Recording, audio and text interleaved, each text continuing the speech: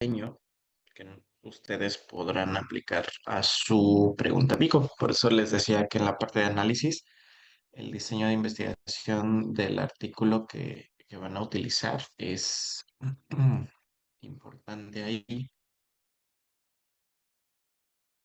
¿Sí? ¿Por qué? Porque prácticamente el diseño nos va a decir el método, la técnica, mm, la forma de recolectar los datos también, pero también la forma de presentarlos. Entonces, dependiendo del diseño, es cómo vamos a seleccionar a los sujetos o a los individuos del estudio. Entonces, finalmente la intención de establecer el diseño, aparte de establecer la parte del análisis epidemiológico, también nos va a permitir disminuir la probabilidad de sesgo. Hay que recordar que el sesgo es el error que nosotros podemos tener al momento de hacer una investigación, además de que hay sesgos que no son tan fácilmente controlables. Entonces, dependiendo del diseño, nos va a permitir disminuirlo. Por ejemplo, en este artículo sobre factores de eh, riesgo asociados al cáncer de mama en mujeres del estado de Durango, esto lo podemos sacar directamente del abstract, ¿no? Pues nos habla de los antecedentes del 2006, cómo hace el cáncer de mama, cómo superaba el cáncer cervicouterino en muerte, en la causa de muerte en mujeres de 30 a 54 años. Entonces, lo que ellos se centraron es determinar los factores de riesgo asociados al cáncer de mama, específicamente en mujeres del estado, y ellos hicieron un estudio epidemiológico de casos y controles, el cual el estudio pues era la línea observacional, transversal, retrospectivo. Sin embargo, aquí hay algunos detalles, ¿no? Respecto, por ejemplo, es transversal, se recuerdan, transversal es una fotografía en un momento dado, retrospectivo quiere decir que va hacia atrás. Entonces, lo que ellos hicieron fue analizar específicamente el 2006 y a partir de los datos obtenidos de cáncer de mama de las mujeres se fueron hacia atrás para ver qué causas podrían estar relacionadas o estaban relacionadas con esto, ¿no? Entonces, posteriormente ellos mencionan que hicieron un cálculo de tamaño de muestra, cómo lo hicieron, los datos, cómo los capturaron, cómo los analizaron, el paquete estadístico. En algunas ocasiones, estos datos son importantes porque permite darle fortaleza metodológica al estudio, ¿sí? Porque quiere decir que, ok, utilizaron estadística descriptiva, utilizaron razón de momios o radio, y el hecho de hacerlo ahora sí que como en un paquete estadístico, en una plataforma estadística, le da cierto, eh, como un plus, ¿no? Digamos, porque no es lo mismo usar un paquete estadístico analítico específicamente para esto que un Excel, ¿no? Entonces, a partir de ahí, pues ellos dicen que tuvieron 50 casos, 100 controles. ¿Qué quiere decir esto? Que por cada caso tienen dos controles, lo cual le da todavía mayor fuerza. ¿Sí? ¿Por qué? Porque nos permite comparar. Ya dependerá más a fondo del estudio, qué es lo que analizaron. Entonces, epidemiológicamente,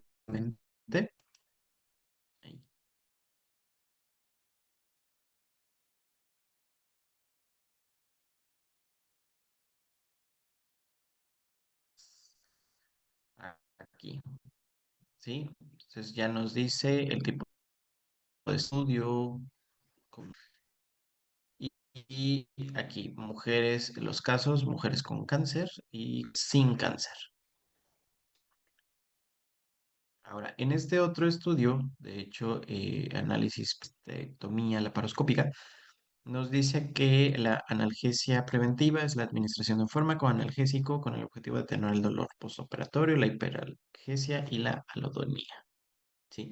Entonces, bueno, los antecedentes de forma muy breve, el objetivo, evaluar la pregabalina en una dosis de 1 miligramo por kilo de peso, si es más eficaz para analgesia preventiva en pacientes posoperados de colicistectomía. Sí, entonces, ellos lo que realizaron fue un ensayo clínico controlado ciego simple.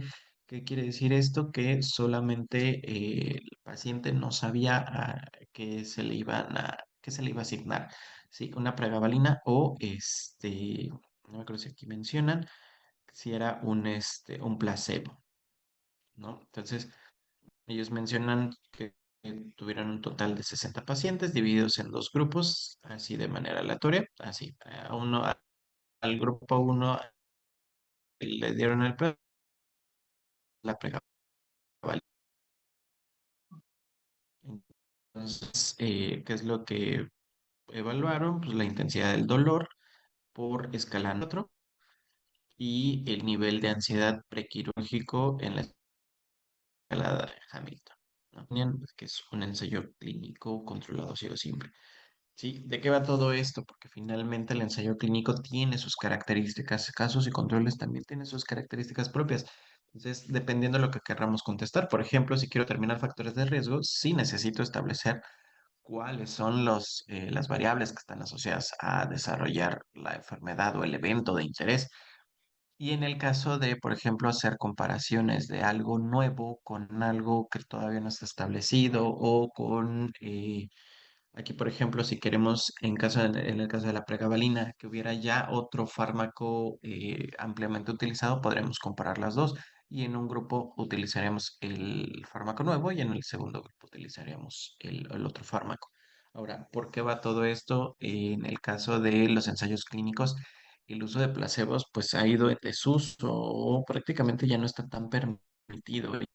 Y esto debido al hecho de que se considera que el uso de placebos, este, mm, perdón, el uso de placebos, pues bueno, en cuestiones bioéticas, ¿no? Éticas, ética médica, pues ya no debería estar, ¿cómo se dice? No debería estar permitido porque impide que el paciente pueda acceder a un tratamiento que ya existe para algún padecimiento. Entonces, ha habido una serie de modificaciones al respecto, ¿no? Entonces, para poder elegir el diseño de investigación que sea más conveniente al estudio, podemos adaptarlo desde la pregunta. La pregunta debe estar muy bien planteada, que de hecho es el ejercicio que hicimos la vez pasada.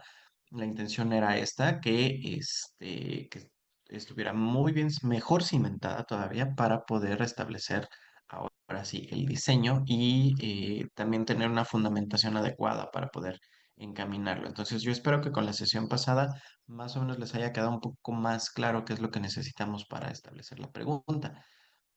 Respecto a la selección del método, pues desde la pregunta nos vamos a generar nos genera los objetivos, la hipótesis que vamos a ir contrastando.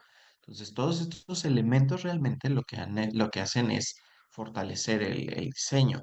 También es importante, ya para estudios más grandes, ¿no? Conocer los recursos humanos, financieros o físicos con los que contamos, pero sobre todo aquí lo que sí se considera, sin importar el tipo de estudio, es precisamente el tiempo, ¿no? Si vamos a tener tiempo suficiente para llevarlo a cabo, hacer una propuesta real que considere la parte del tiempo. Entonces, tomamos en consideración desde los criterios, las nomenclaturas que se van a utilizar al momento de la descripción de los diseños el objetivo, la pregunta, los individuos, ¿no? Si vamos a generar grupos, puedo tener el grupo A, B y C, puedo tener distintos elementos que considere yo aquí en ese sentido.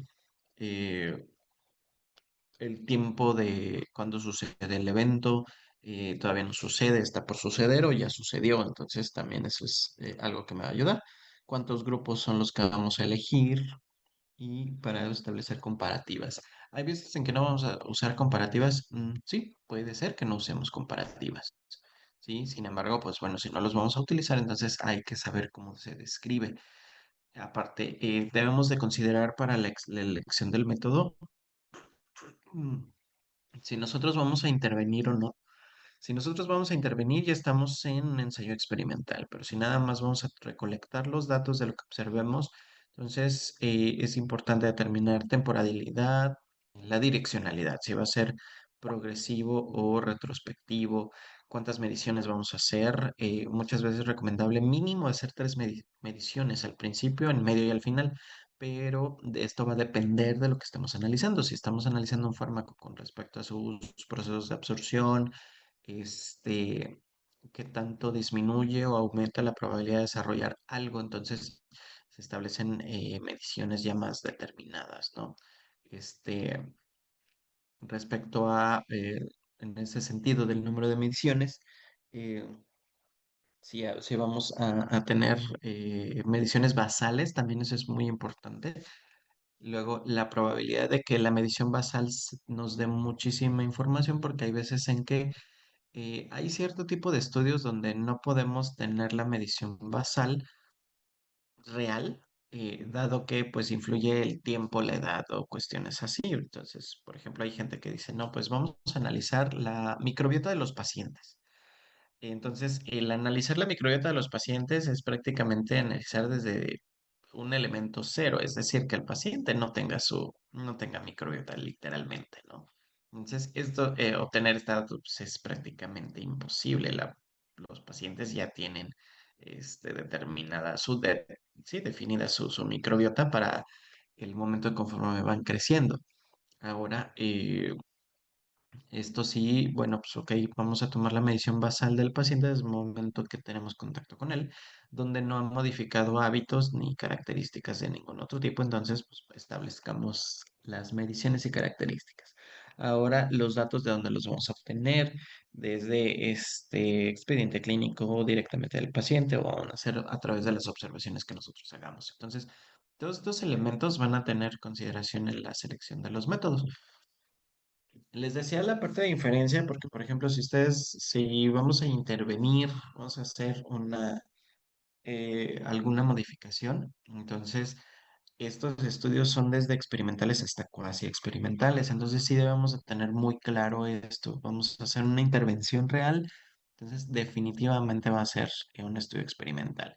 Vamos a nada más observar o determinar quiénes sí tienen esto, quiénes tienen esta característica y quiénes no. Ok, pues entonces no hay una interferencia real, solamente nos vamos a limitar a observar, ¿no? Esto sí debe quedar muy, muy, muy claro.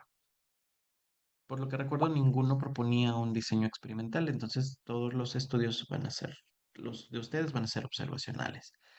La finalidad del estudio, van a analizar, evaluar alguna relación causal, relacionar factores con efectos, o nada más vamos a describir, ¿no? O sea, la intención es nada más determinar frecuencias, prevalencias o hasta incidencias, ¿no? Entonces, aquí la mayoría de sus datos en realidad van a ser analíticos, pero lo que sí es enriquecedor para el tipo de estudio es la descripción. Entonces, esta sí o sí se hace, es determinar cuántos hay de esto, cuántos hay de aquello, qué porcentaje de la población total tiene esta característica, qué porcentaje de la población total que estoy estudiando tiene X o Y rasgo.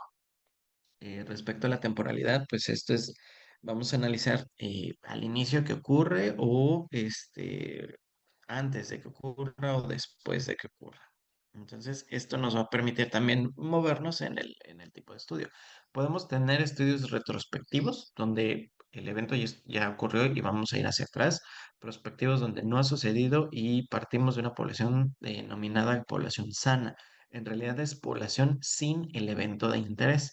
Y ambipectivo puede ser que partamos desde una población que ya, partamos del hecho de que ya tiene la enfermedad, entonces vamos a ir hacia atrás para conocer cuáles fueron los antecedentes y vamos a ir haciendo el seguimiento de atrás hasta hacia adelante, ¿no? Entonces, dependiendo de la temporalidad, también analizamos esta parte. En otro sentido, ahí, la direccionalidad. Si partimos de una exposición para determinar un factor de riesgo y ver si sucede el evento. Por ejemplo, puede ser progresivo, que vayamos desde la causa al efecto. Aquí prácticamente elegimos una población si está expuesta o no, y obviamente en esta población expuesta quiere decir que no tienen el evento de interés. Entonces vamos a ver cómo el tener la exposición está correlacionado con el evento. Puede ser regresivo, es decir, vamos desde el efecto hacia la causa, es decir, la población ya tiene la enfermedad, la población ya tiene el evento, entonces vamos a ir hacia atrás. ¿Cuáles son sus antecedentes? Puede haber, sí, claro, dependiendo de las variables, ¿no? Antecedentes heredofamiliares, características y demás. O podemos también hacer mediciones simultáneas, ¿no? La exposición, o el evento, la exposición, se miden en un mismo momento, ¿sí? De hecho, aquí Argimón nos decía que la direccionalidad es igual al criterio de la temporalidad. Entonces, cuando nosotros determinemos el criterio de la temporalidad, entonces vamos aquí a considerar también la parte de la direccionalidad, ¿sí? Porque de hecho decía que los estudios retrospectivos corresponden a un análisis regresional, ¿no? Es hacia atrás. Y el progresivo corresponde a análisis hacia adelante. Entonces, por eso la correlación de direccionalidad y temporalidad va de la mano.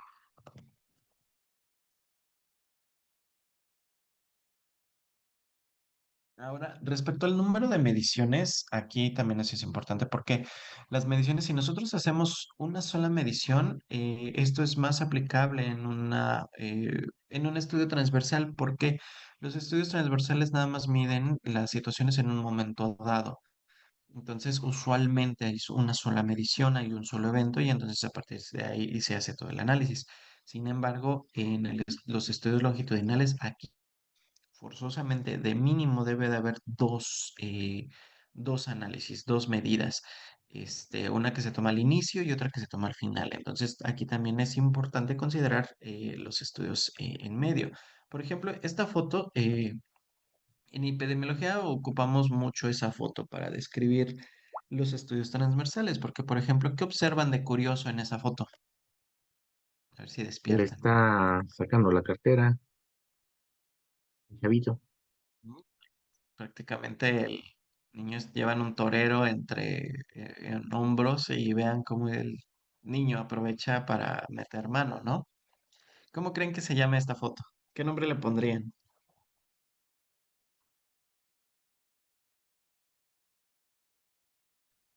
No sé, Ya ¿Qué nos más lo se les había ocurre? dicho alguna vez. Creo que se llamaba, este, como la la fiesta. felicidad, algo muy extraño, ¿no? Ahora sí me quedé con ¿what? No recuerdo que les hubiera dicho el nombre particular de esta foto.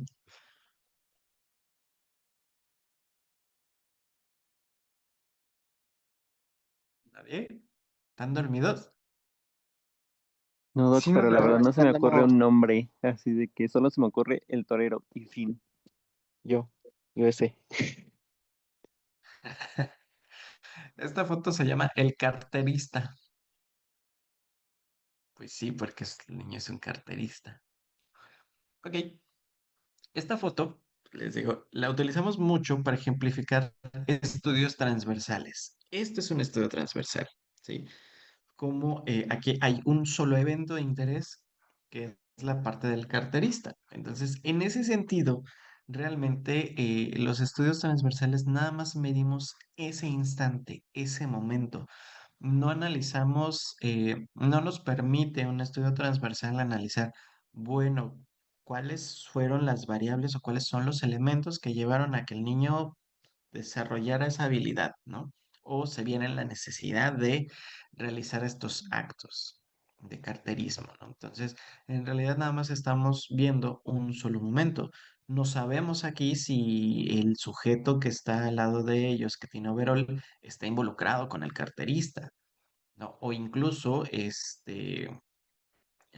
vean ahí el guardia, el policía, hacia dónde está mirando, ¿sí? Que está mirando hacia otro lado.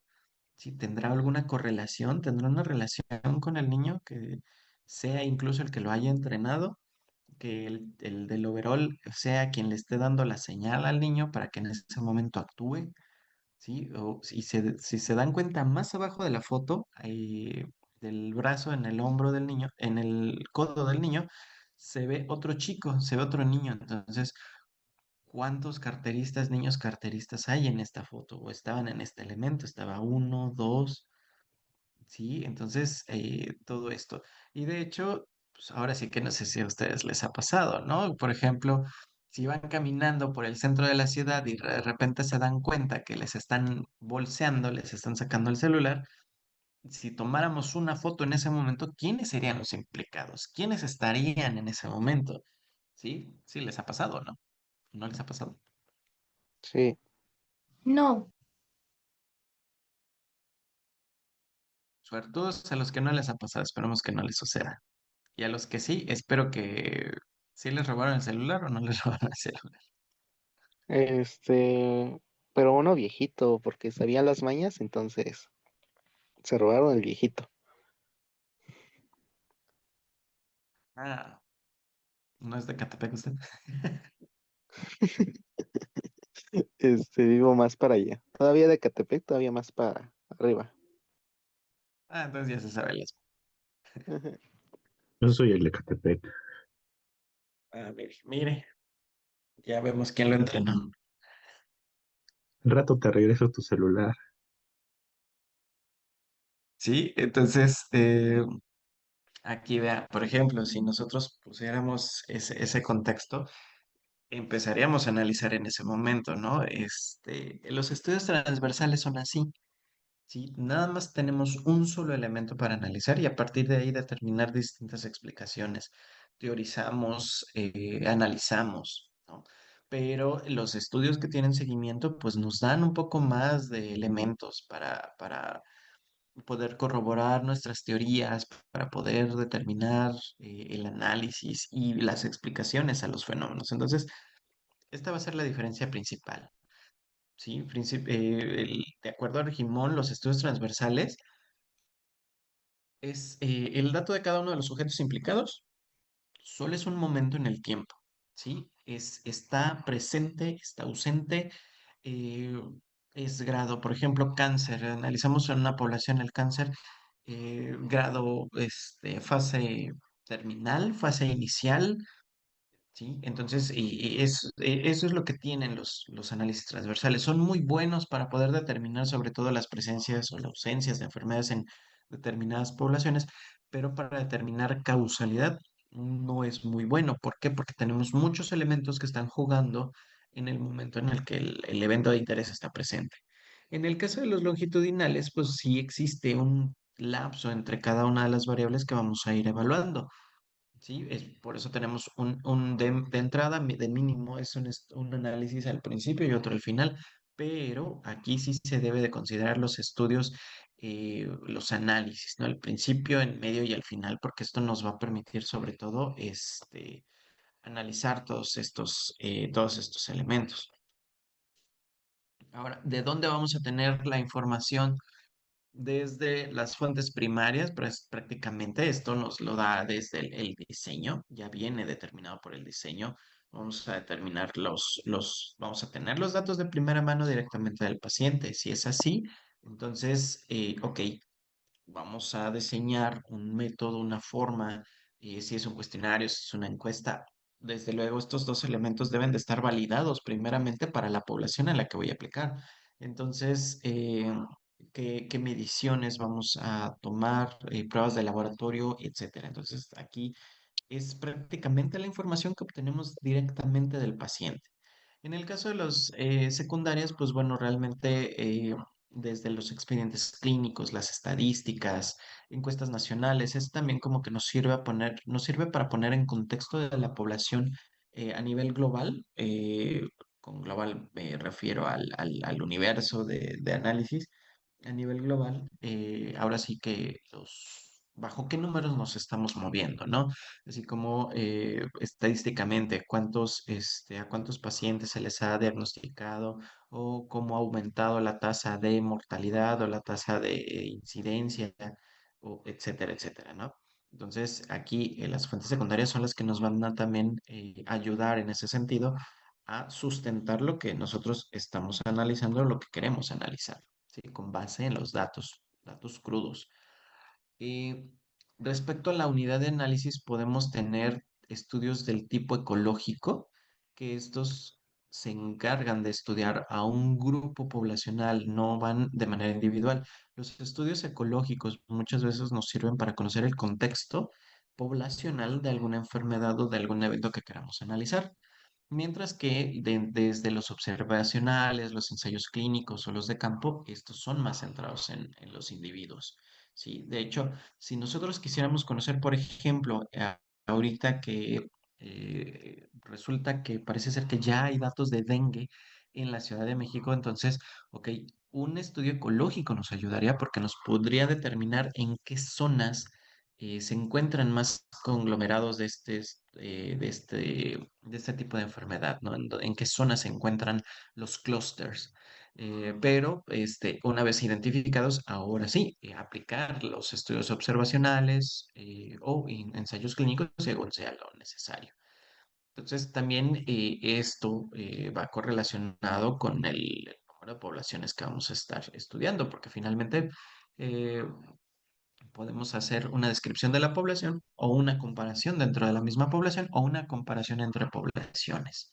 Entonces, aquí, por ejemplo, yo estoy eh, con lo que les comenté del chismecito, me quedé pensando, ¿y si hacemos un análisis, me hablan de productividad, y si hacemos un análisis de productividad entre cada investigador, aquí vamos a encontrar un detalle. Así estoy aplicando la parte epidemiológica en eso, ¿no? ¿Qué detalle vamos a encontrar? Una, no todos los investigadores tienen la misma edad, no todos los investigadores se graduaron al mismo tiempo, entonces hay investigadores que son muy jóvenes, hay investigadores que son muy grandes. Eso quiere decir que eso influye en el tiempo respecto a en qué momento comenzaron a tener publicaciones, en qué momento empezaron por ejemplo, en qué momento ingresaron al Sistema Nacional de Investigación, ¿no? Entonces, ok, ¿qué es lo que tendría que hacer aquí para poder analizar a toda esta población, a este pequeño grupo, porque en realidad no son muchos? Tendría que ponerlos al mismo nivel.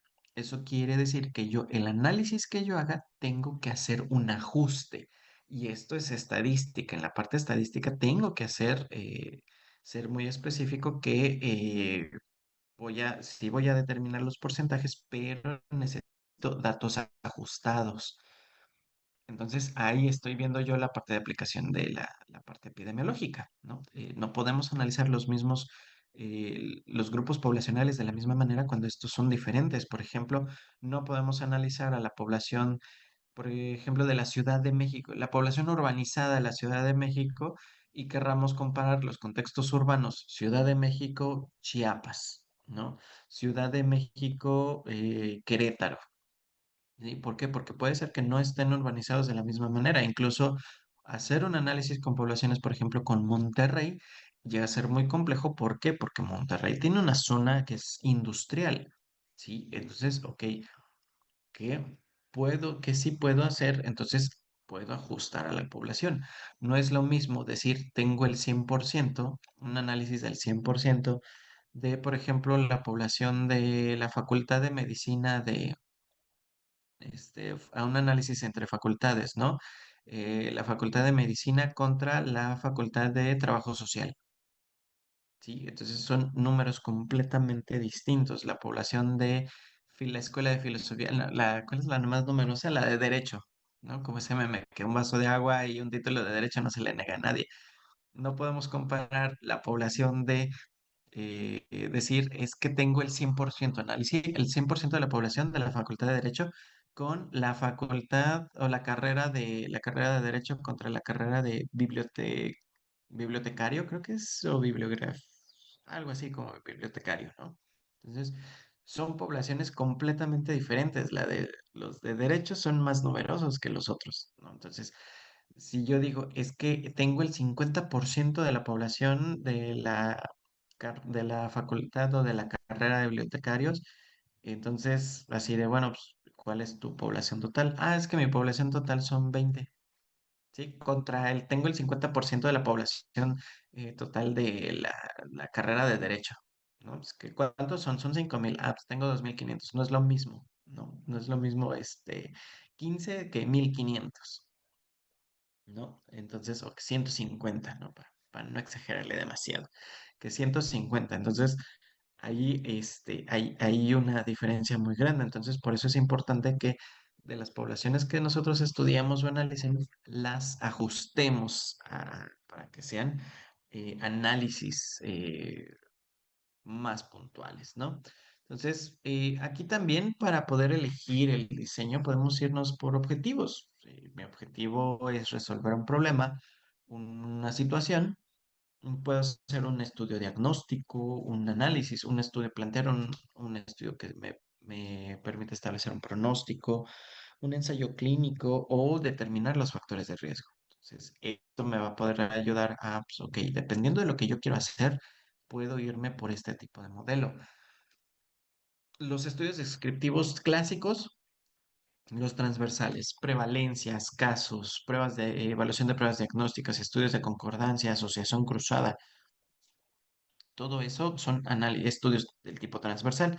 Longitudinales, la incidencia, aunque siguen siendo descriptivos, la incidencia, pues, ¿qué es? ¿Cómo definimos la incidencia?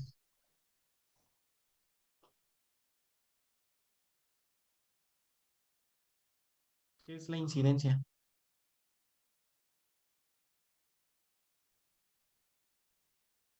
Como el grupo de personas Mm, que presenta de forma como nueva una enfermedad.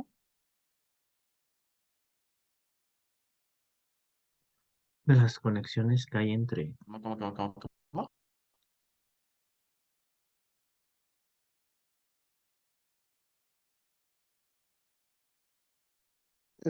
Según yo, la incidencia es cuando son casos nuevos de una enfermedad, ¿no? Determinada en un periodo, No, en un lapso. incidencia no. ¿O cuál?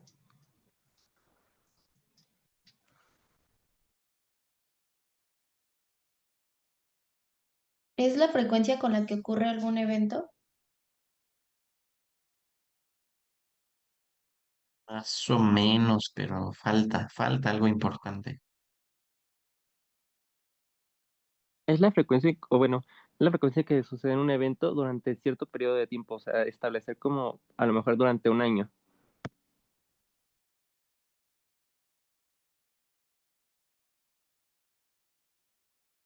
Por ahí va, pero no tan así, no bastante así.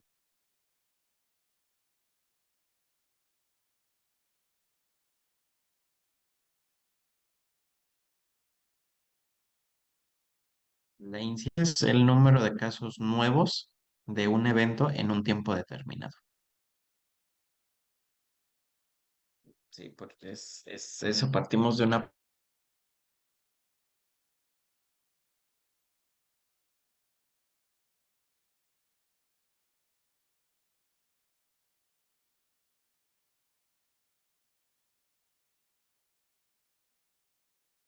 en ese lapso determinado.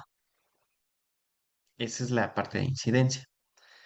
Ahora, aquí podemos describir en un longitudinal efectos de que hay respecto a intervenciones que no haya nosotros, porque si nosotros hacemos una intervención, pues sí, es un ensayo clínico, pero si no nosotros no hacemos la intervención, entonces, ok, podemos describir qué efectos tiene esta intervención.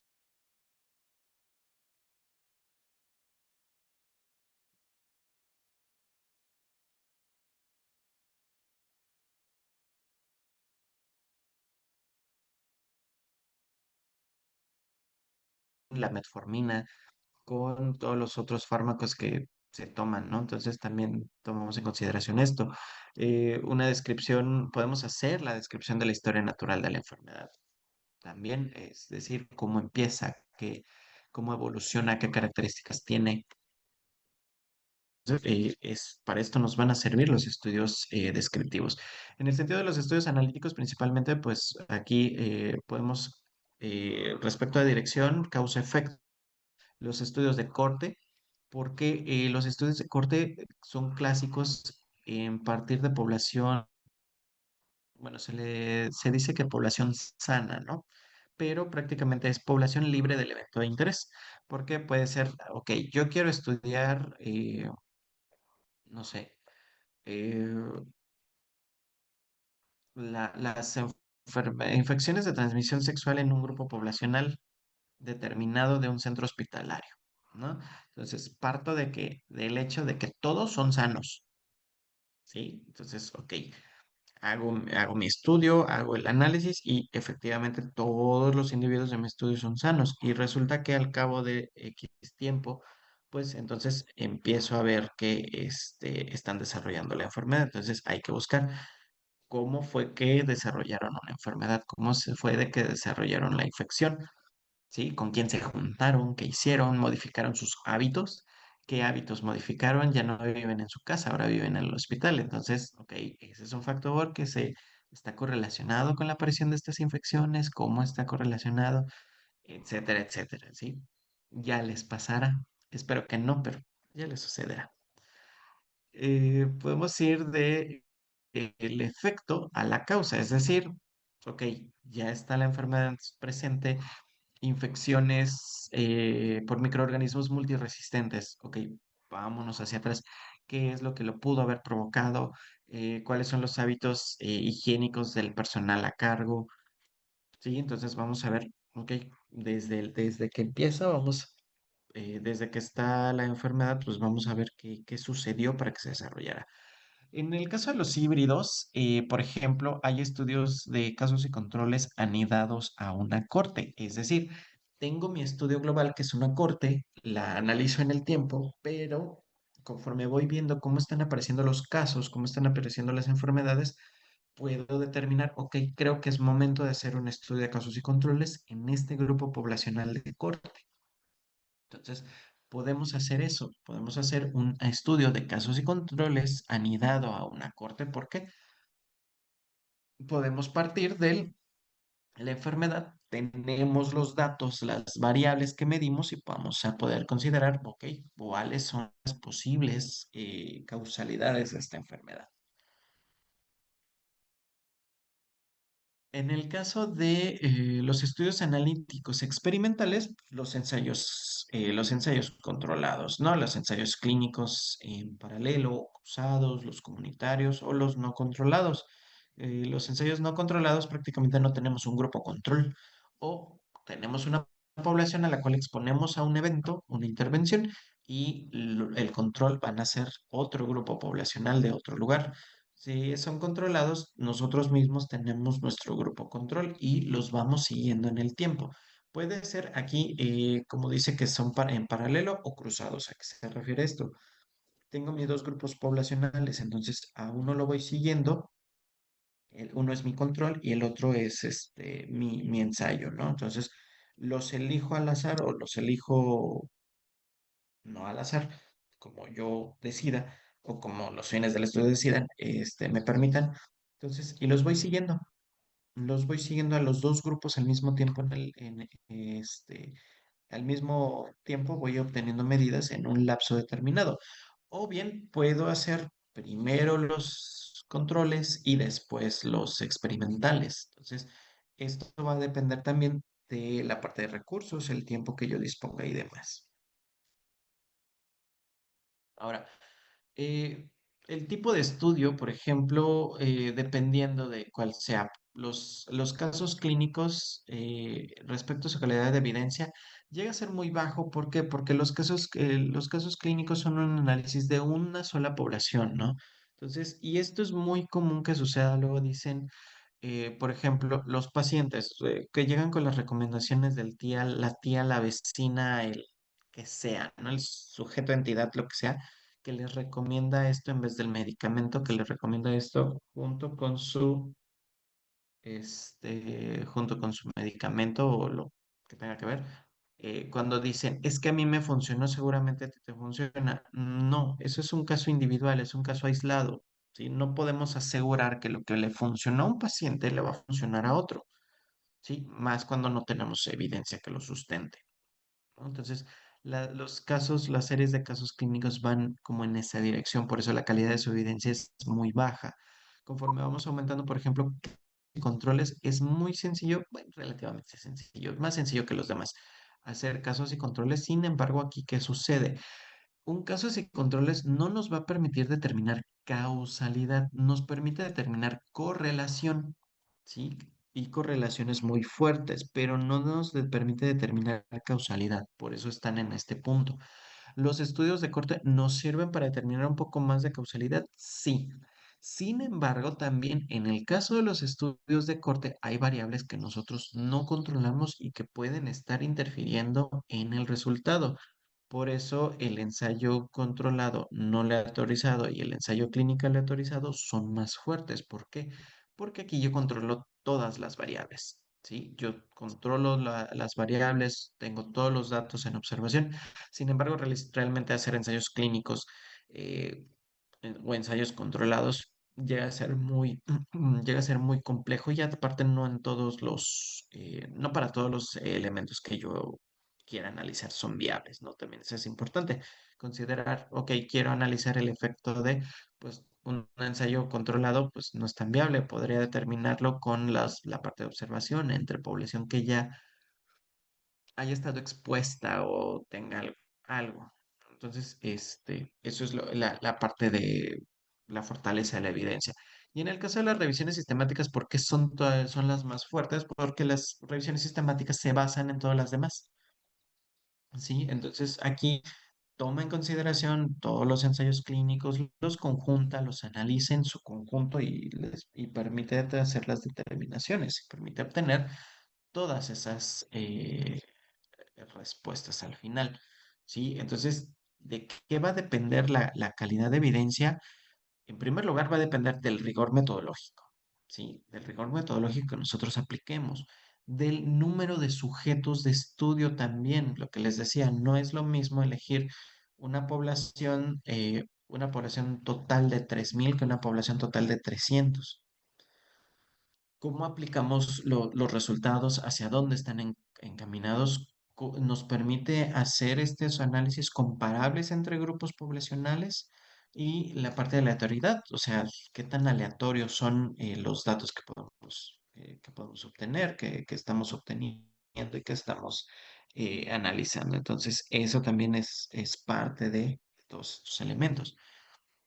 Entonces, por ejemplo, para poder ir los estudios que van aumentando la parte epidemiológica, empezamos desde los estudios descriptivos, los ecológicos, los casos y controles, los transversales, los casos y controles y los de corte, ¿no? Finalmente, los estudios de los descriptivos, los ecológicos y los transversales nos van a permitir conocer cómo se distribuye la enfermedad y nos van a permitir generar hipótesis. También son importantes en ese sentido. Y los ensayos clínicos, pues ya nos van a permitir eh, realmente cómo controlar las variables y identificar qué variables están actuando. Sin embargo, pues cada vez son más muy complejos.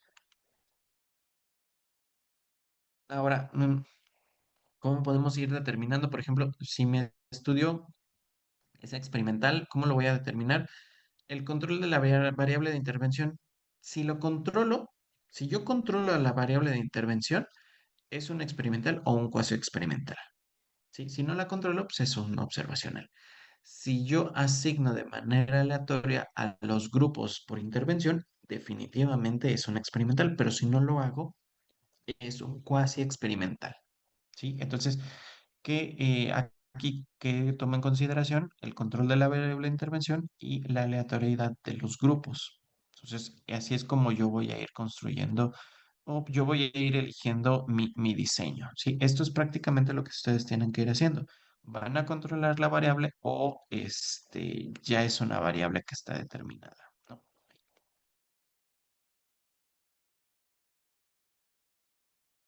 Y en este caso, por ejemplo, hay veces en que nos preguntamos, bueno, eh, ¿cómo definimos un estudio experimental, no?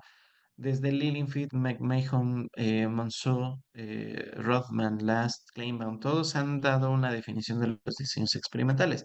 Lo que sí es que los diseños experimentales se caracteriza por, en primer lugar, controlar las condiciones, controlar las variables.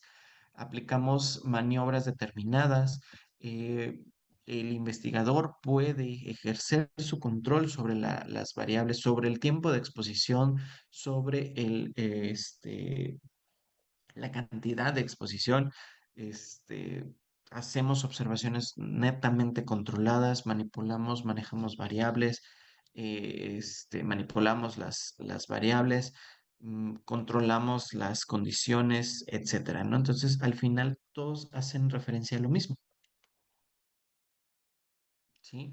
Podemos decir que un estudio experimental es donde nosotros interferimos en el fenómeno Y sobre todo, las aportaciones que tienen los diseños experimentales son muy grandes porque nos permiten ahora sí determinar, decir, la presencia de estos elementos ocurre bajo estas condiciones. Entonces, cuántas poblaciones están o cuánto de la población está expuesto a este elemento, a este rasgo, a esta característica, a este fármaco, a este contaminante, lo que sea, ¿sí?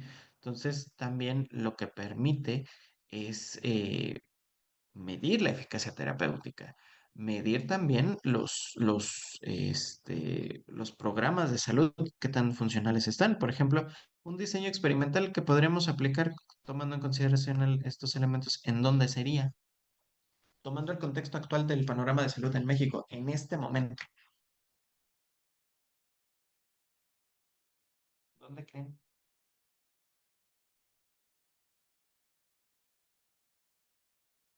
¿no? Pues No, ni idea.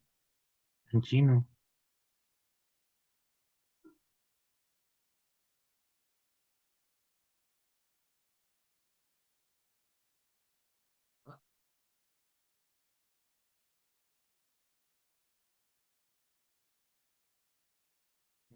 Aparte del ni idea, ¿alguien dijo algo más que no alcancé a entender? No, que pues tampoco. ¿No se les ocurre algo? ¿Qué está sucediendo en México? Pues están Del- aumentando los casos de sarampión, más que nada, o de algunas enfermedades, Ajá, ajá. exantémicas. Ok. ¿No sería buena idea poner, eh, eh, ahora sí, evaluar un programa de vacunación? ¿Sería buena idea o no sería buena idea? Pues creo que Este, sí, porque igual me comentaba ayer justamente mi doctora que justamente se les va a aplicar una dosis cero, por así ponerlo, en este periodo de tiempo como para prevenir esa parte, pero aparte que se les aplicaría después sus vacunas, o sea, conforme a la cartilla nacional.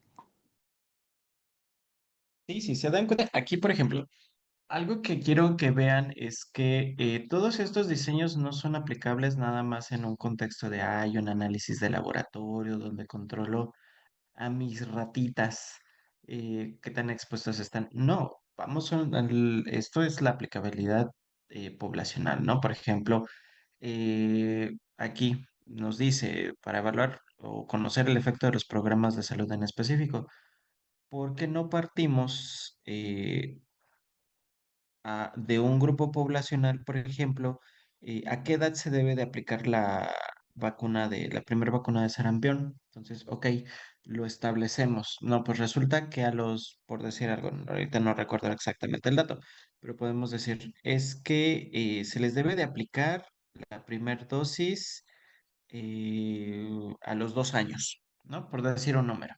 Ok, ¿cuántas poblaciones, qué número de pacientes tienes que tienen más de 2 años y no se les ha aplicado? No, pues tantos. Ok, entonces vamos a hacer un análisis desde ese punto. ¿Sí? Por ejemplo, ok, aplicación de la primera dosis después de los 2 años. Entonces, cuántos niños van a tener más de 2 años? Ya tienen 3, 4 años y no se les ha aplicado la vacuna. Entonces, eso nos sirve. ¿Por qué? Porque tenemos una población de 3 a 5 años sin vacuna. Entonces, ok, hay que vacunarlos y vamos a ver cómo evolucionan. Pero también tenemos esta población que tiene los 2 años, que está en la edad adecuada para la vacuna, la edad recomendada para la vacuna. Entonces, ok, vamos a aplicar la vacuna a este grupo de niños. Sí, entonces, y a partir de ahí, pues bueno, vamos a ir checando las variables, vamos a ir viendo qué sucede. Así de, ok, ya aplicamos la intervención, que es la vacunación. No, entonces vamos a ver qué tan efectivo es. ¿Qué tal si resulta que los niños con la vacuna, más o menos así, ok, se vacunaron en el mes de junio, ¿no? Entonces ya en este punto, ya estos niños ya tienen inmunidad, ¿sí? Se contagian en agosto.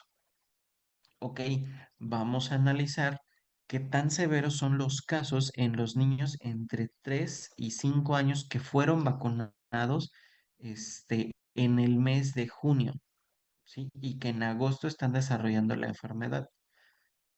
¿Sí? Luego resulta, ok, después igual los niños de 12 años a los que se les debe de aplicar la vacuna con base en a la edad determinada, resulta que el efecto, pues cuando se contagian de la enfermedad, los efectos son, la vacuna cumple su papel, sus efectos son mínimos, ¿sí? O incluso la enfermedad no se presenta. En el caso contrario, en el caso de los niños de 3 a 5 años, la enfermedad se presentó, pero de forma leve. ¿Qué quiere decir esto? Ah, la lógica me dice que si respeto la edad aplicable de la vacuna, pues la probabilidad de que mi niño se enferme es cero, ¿no? Entonces ahí ya tengo un diseño experimental con la aplicación actual.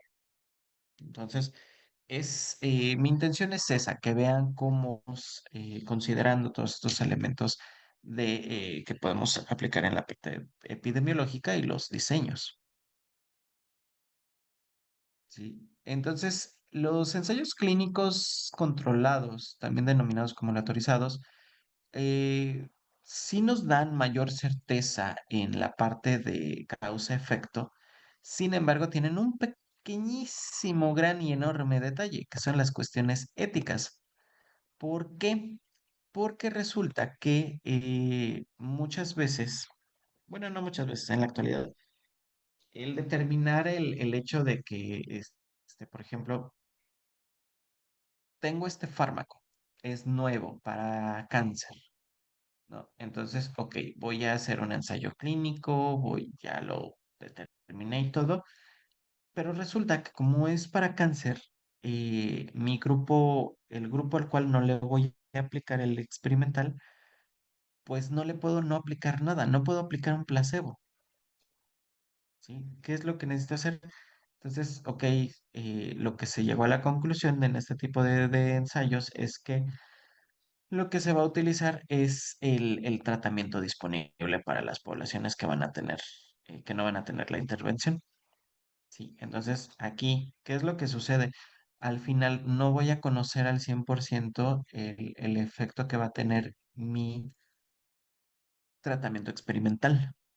¿Sí? ¿Por qué? Porque no tengo una medida cero, tengo una medida con un tratamiento que ya, o sea, un tratamiento determinado para esa enfermedad.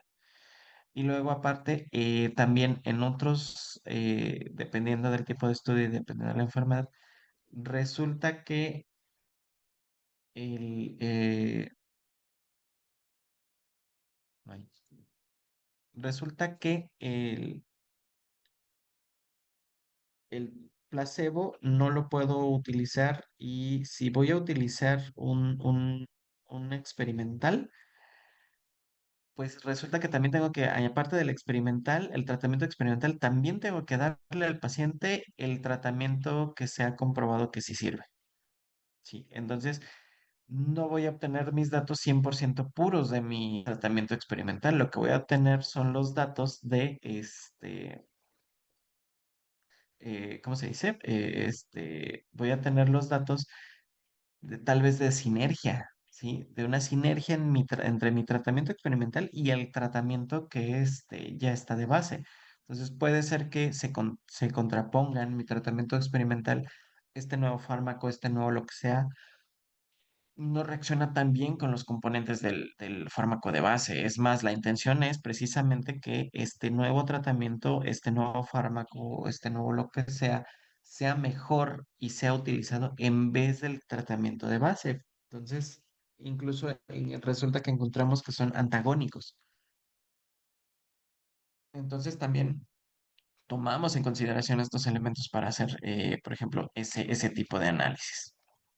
Sí, finalmente los ensayos clínicos principalmente, los experimentos de laboratorio son característicos, los ensayos clínicos de tratamientos nuevos en hospitales de investigación o estos hospitales escuela también llegan a ser muy comunes, o también cuando queremos hacer intervenciones comunitarias. ¿sí? Es como más fácil aplicar estos ensayos en estos grupos poblacionales, pero no quiere decir que podamos aplicarlos en otros contextos, ¿sí? Por ejemplo, tengo mi población objetivo, establezco los criterios de selección. A partir de estos criterios de selección, pues resulta que ya tengo mi población experimental. Entrego el consentimiento informado, el cual debe estar avalado, aprobado por la comisión, la con bioética y el hospital, desde luego. Obtengo la muestra, ¿sí? Cuáles sujetos son los que van a participar y hago la asignación aleatoria, ¿no? ¿Quiénes van a ser el grupo de estudio? ¿Quiénes van a ser el grupo control? Obtengo los datos, los analizo y determino el seguimiento.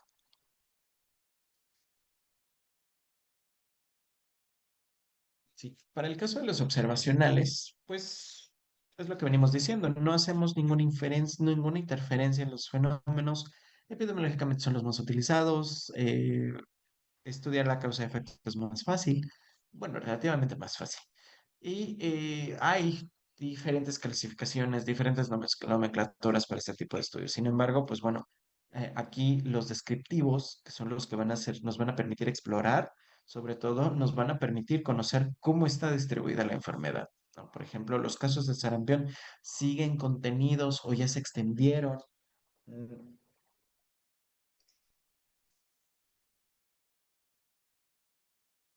Este, eh, ajá, siguen o ya se extendieron.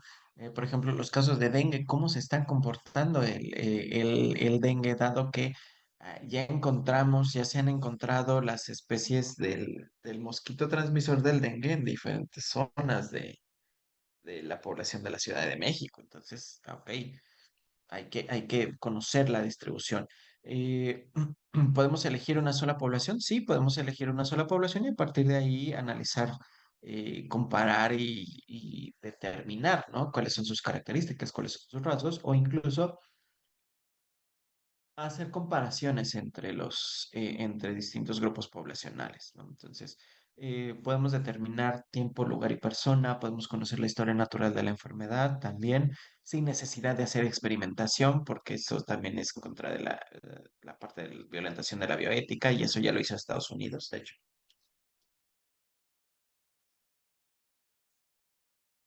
Que a los niños que les doy la plática de bioética siempre les hago como esa pregunta, ¿no? Siempre les digo, eh,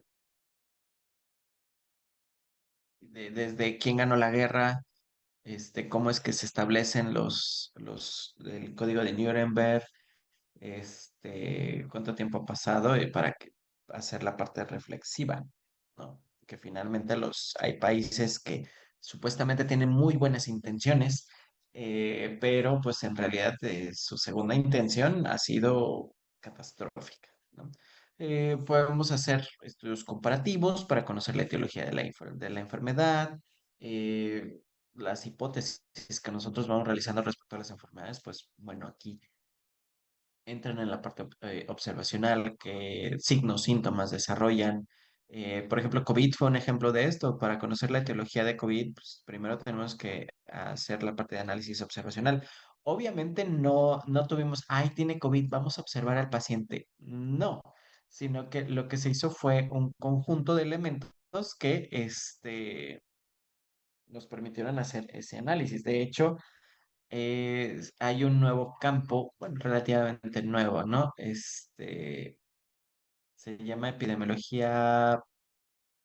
Ah, se me fue el nombre en sí. No me acuerdo del nombre en sí, pero era la aplicación de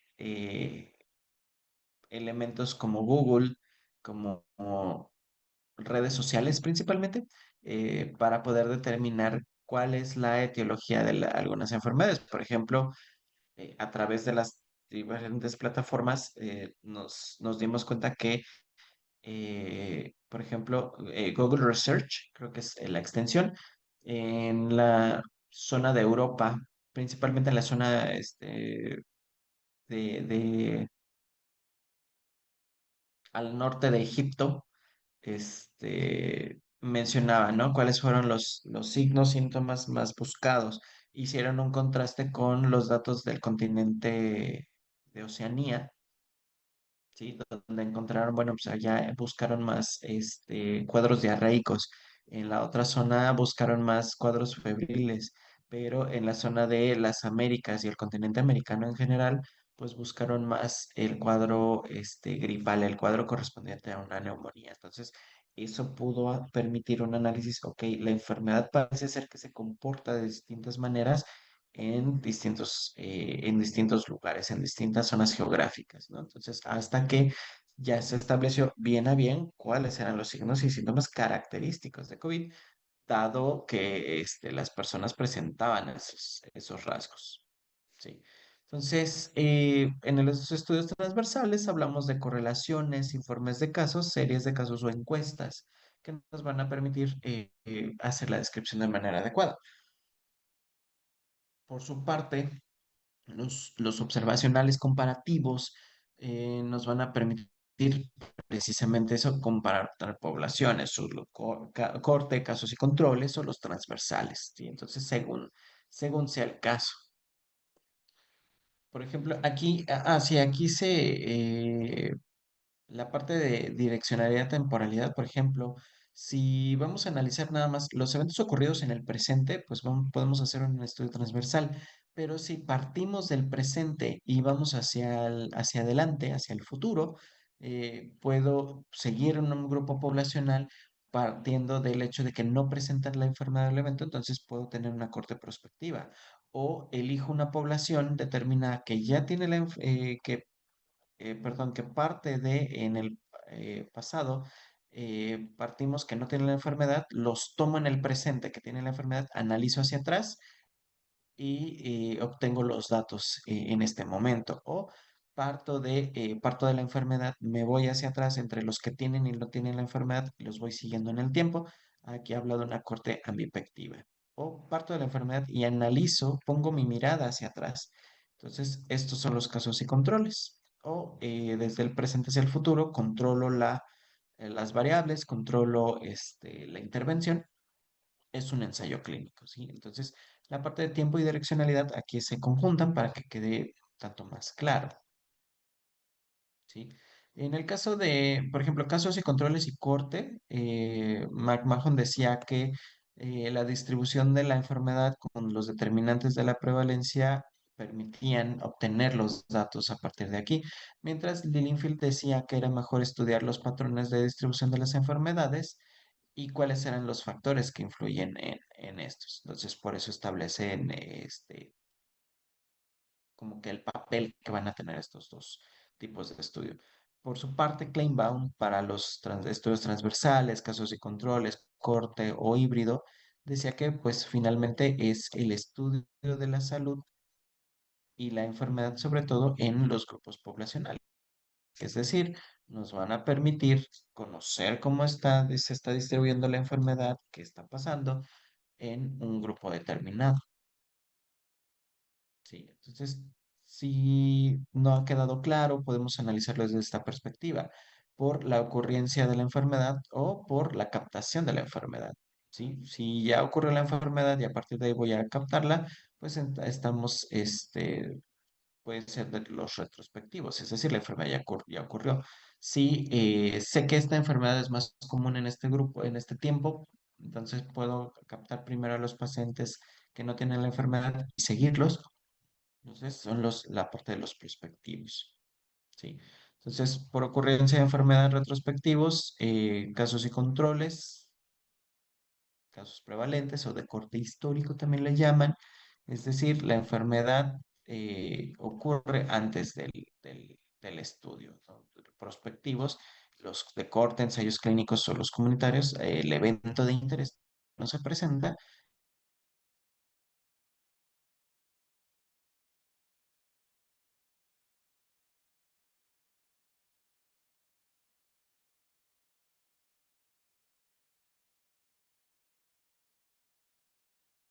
Paciente, el ensayo clínico, al expediente clínico, ¿sí? A partir de ahí vamos a ver qué datos hay, qué información tenemos respecto al paciente y pues que muchas veces esta información no se realizó, no se captó con la intención de ser un aporte para nuestro estudio, sino que eran parte de la información poblacional del mismo. Pero para el caso de los prospectivos, pues bueno, la información la vamos a obtener de manera, vamos a generar como un patrón de elementos que nos permitan obtener la información que necesitamos. Es decir, va a ser un tanto más completa, va a ser un tanto más para hacer un análisis más puntual según sea y según responda a los intereses de nosotros. Sí, entonces, eh, creo que este ya está de más. La parte de direccionalidad, no, vamos a saltar en este. Ahora, aquí, por ejemplo, ¿cómo podemos determinar algunos elementos para, para el tipo de estudio? Pues, en primer lugar, ¿existe un control del factor de estudio? ¿No existe? Si existe, ok. Entonces, si no existe, pues son estudios observacionales. Pero si existe un control del factor de estudio, son experimentales. Ahora, ¿tenemos un grupo control? ¿No lo tenemos? Ok. Tenemos un ensayo no controlado. ¿Tenemos un grupo control? Sí, ok. Tenemos entonces un ensayo controlado. Ahora, a partir de este ensayo controlado, asignamos los grupos de manera aleatoria. Si la respuesta es sí, entonces tenemos un ensayo clínico controlado aleatorio. Pero si no lo tenemos, entonces tenemos un ensayo clínico controlado no aleatorio. Entonces, así obtenemos la diferencia entre uno y otro. Este prácticamente es el que más les va a servir para poder determinar ustedes hacia qué dirección van a poder irse. ¿Sí? Si no es, en el caso del estudio observacional, voy a hacer grupos, ok, ¿con base en qué? La exposición del factor estudio, ok, pues entonces parto de la exposición, la población que no desarrolla la enfermedad, la puedo seguir en el tiempo. Pues, tengo un corte. La enfermedad ya está, entonces, pero puedo hacer un análisis hacia atrás para ver qué es lo que está sucediendo. Me voy por un casos y controles, ¿sí? Entonces, estos elementos son los que nos van a permitir definir. Ahora, aquí, eh, en el caso de literalmente casos y controles, tengo los enfermos, que son mis casos, y los no enfermos, que son mis controles. Ok, voy a revisar de estos dos grupos quiénes estuvieron expuestos al factor de estudio, ¿no? Entonces, a partir de ahí puedo decir, ok, esta cantidad para casos, esta cantidad para controles. Ahora, de este número de casos, tanto por ciento estuvo expuesto al factor que desencadenó la enfermedad. Y en el caso de los no enfermos, tanto por ciento estuve expuesto al mismo factor. Entonces, estos elementos son los que me van a permitir hacer los análisis. A partir de ahí yo puedo hacer, ok, vamos a determinar tasa de expuestos entre casos y controles. Este, vamos a determinar la fuerza estadística de las variables para determinar que sí es el poder estadístico, perdón, de las variables para poder determinar que sí efectivamente nos está dando la correlación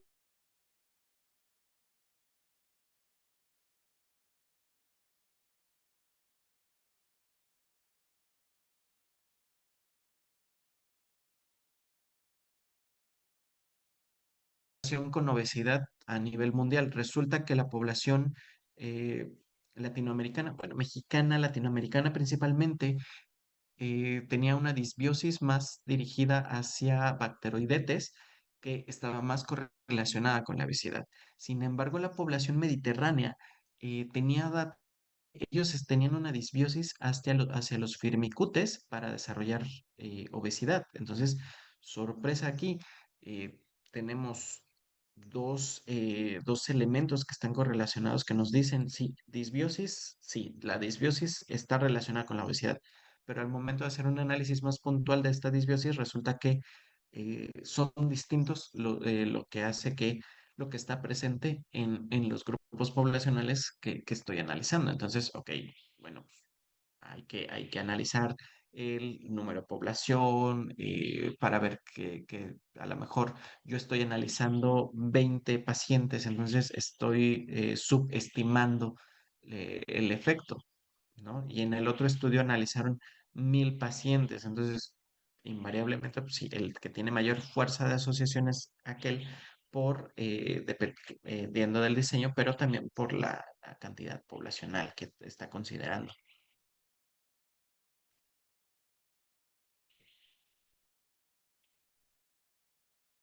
Sí, ahora aquí, en este sentido, de los casos, los estudios de casos y controles nos van a ser muy útiles cuando, sobre todo, el efecto se presenta muchísimo tiempo después de la exposición, ¿sí? Aquí también hay algunos detalles que nosotros vamos descubriendo. Por ejemplo, en algunos casos, ¿cómo se dice? Eh, las empresas invierten mucho en este tipo de estudios. ¿Por qué creen que sea?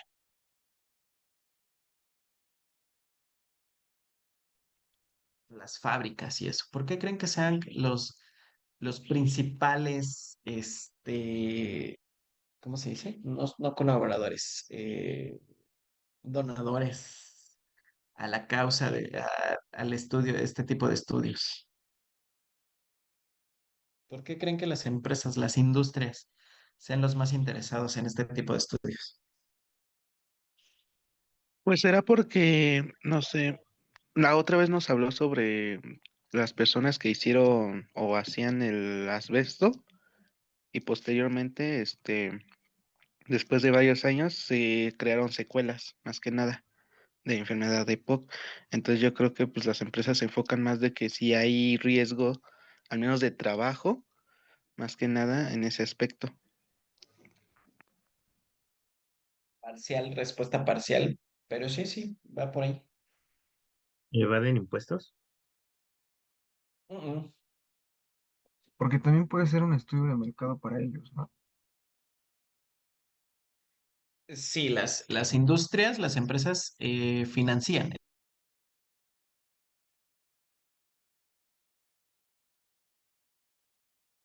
Sí, o sea, lo pueden utilizar a la par como un análisis de mercado, ¿no?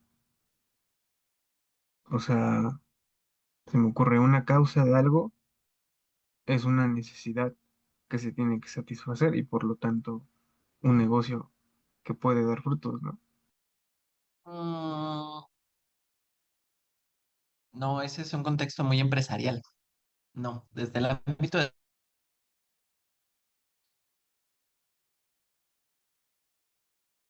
Pues podría ser porque justamente pueden aprovechar el hecho de que a lo mejor allí tienen algunos empleados en ese factor de riesgo y aplicarlo para pues hacer dos pájaros de un tiro.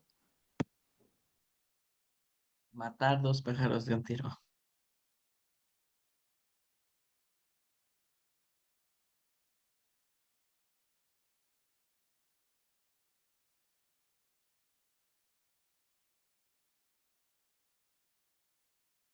Bien, Fernando Ochoa, Jimena,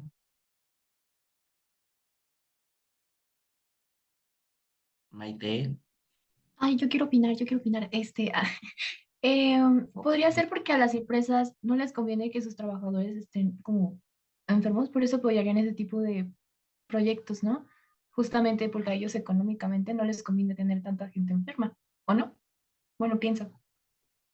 Mm, no, sí, no les conviene tener gente enferma, pero no, no, de hecho, increíblemente se están quedando cortos ustedes. Aquí, ¿qué es lo que sucede? A la empresa, sobre todo fábricas, le va a interesar conocer cuáles son los efectos adversos que tienen por estar expuestos a los químicos que ellos utilizan, a los elementos que ellos utilizan para la fabricación de X, Y cosa, ¿sí? Por ejemplo, ¿qué es lo que hacen algunas empresas? Hacen financiamientos para este tipo de investigaciones para que al momento de hacer los contratos a la población, ellos les digan, ok, te doy trabajo, sí, pero sabes que solamente te puedo contratar durante 10 años, ¿sí? Y 10 años es todo lo que puedo ofrecer y es más que suficiente. Y resulta que el efecto adverso se presenta 15 años después de la exposición. Entonces, si la empresa los está contratando nada más por 10 años, ¿qué es lo que sucede después de los 15? Desarrollan una enfermedad. ¿Y qué es lo que pasa? No, pues es que esta es por la exposición a X, Y fármaco o lo que sea, ¿no? Entonces, pues sí, pues ¿qué creen? Esto está sirviendo para que la empresa se proteja porque dice, no me puedes echar la culpa porque ya tu paciente tiene 5 años fuera de la empresa. Sí, entonces esto protege a las empresas cuando hacen financiamientos. Es precisamente lo hacen con esa intención, conocer el efecto adverso de su materia prima.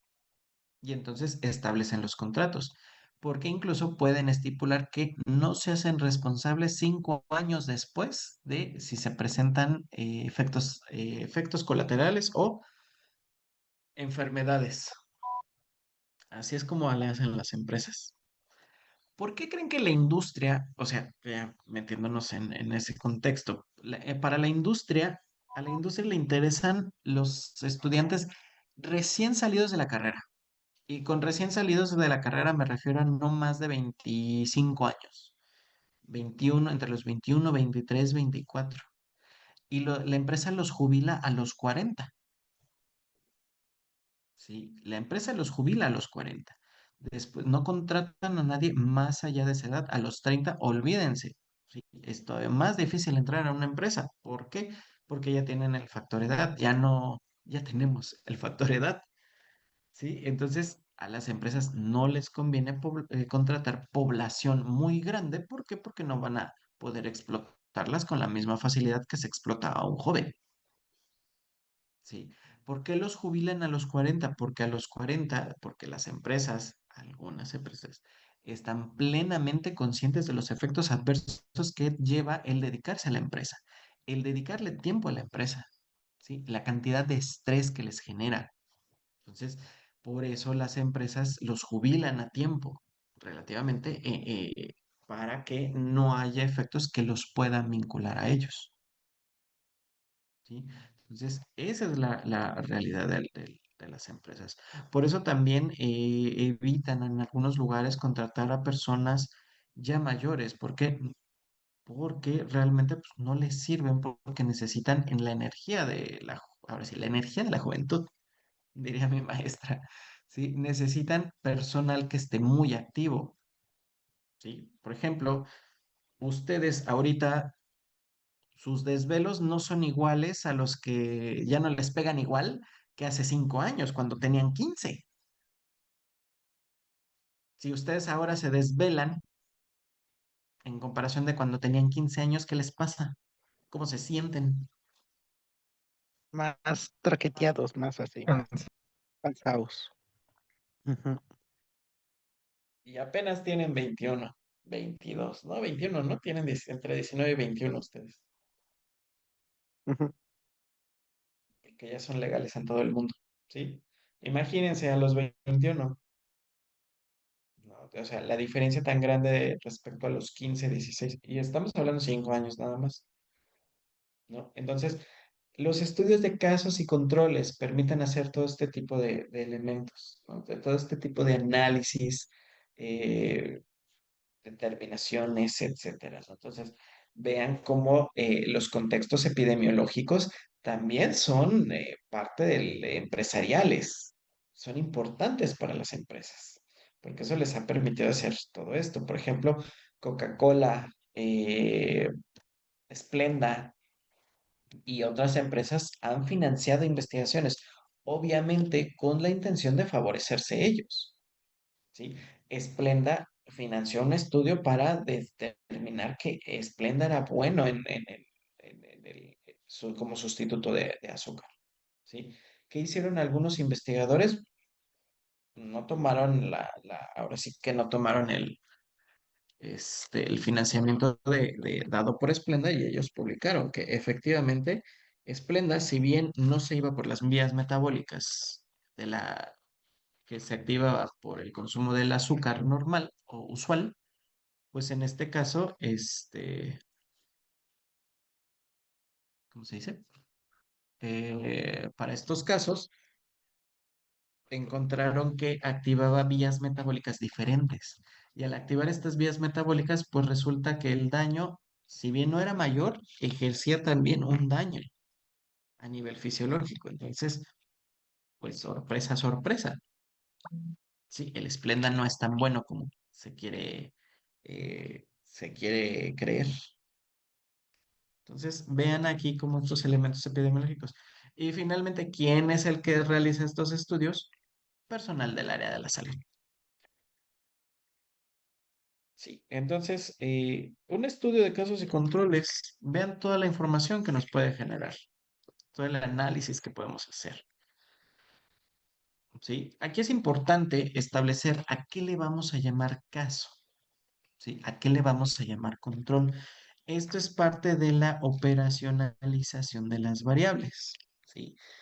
De acuerdo a qué le vamos a llamar caso, de acuerdo a qué le vamos a llamar control, ¿sí?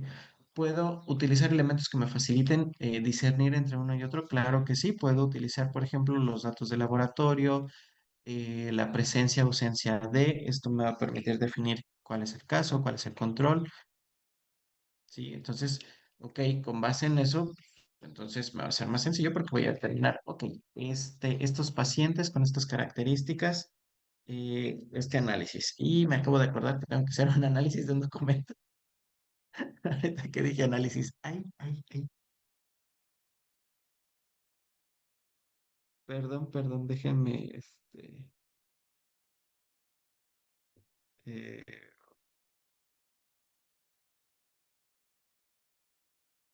mandar un mensajito porque, ay,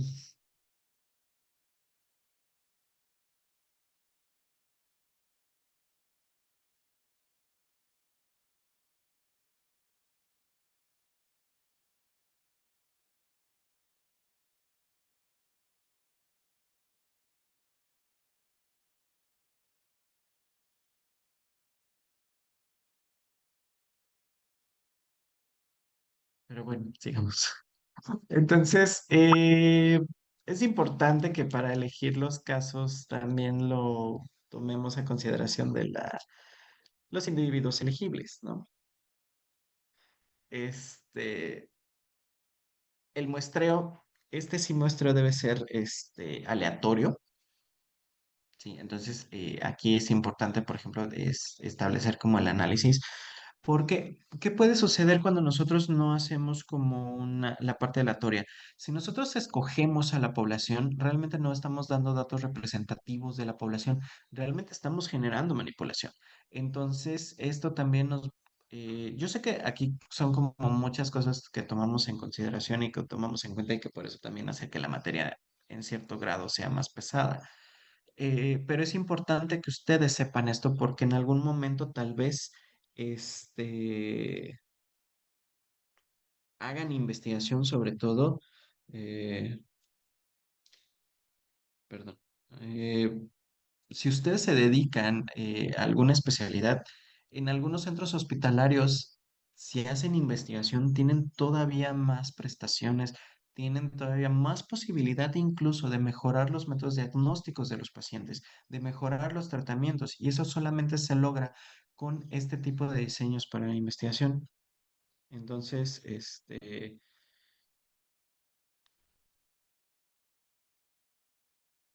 mm, es importante,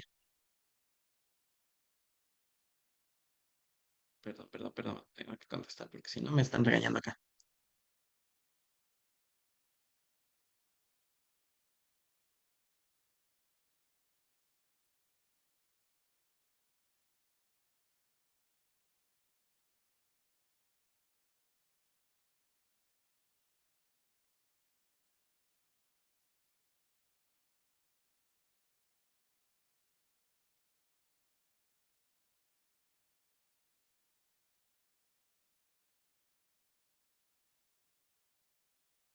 Ustedes disculparán, pero si no me enchocho, uno llega a la edad en la que se tiene que enchochar para sobrevivir. Le creo.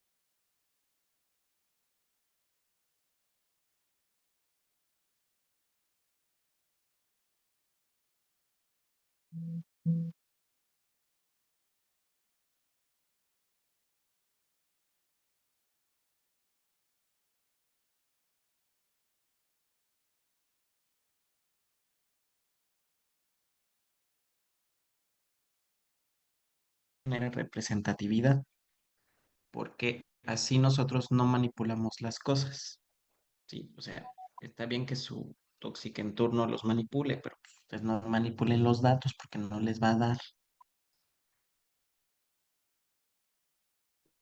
Sí, entonces, mm, por eso buscamos ir en ese sentido.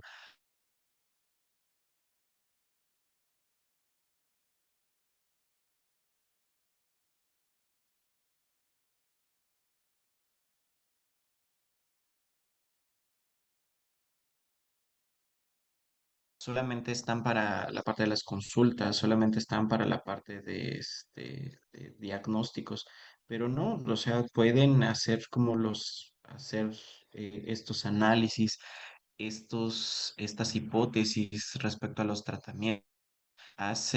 Cuando hice, por ejemplo, cuando estaba yo en la maestría, que fui a caer con los urólogos de centro médico, hubo algo que sí me llamó la atención, me pareció muy bueno. Este equipo de urólogos era considerado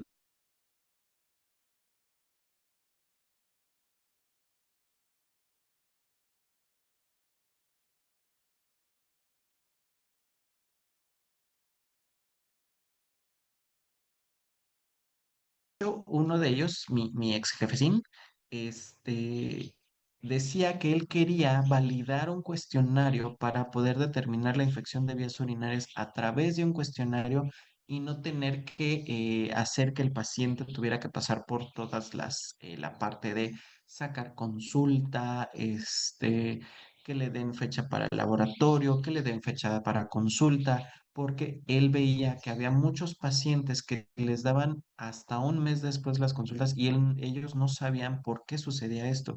Realmente sí, hacían hasta dobles jornadas. De hecho, es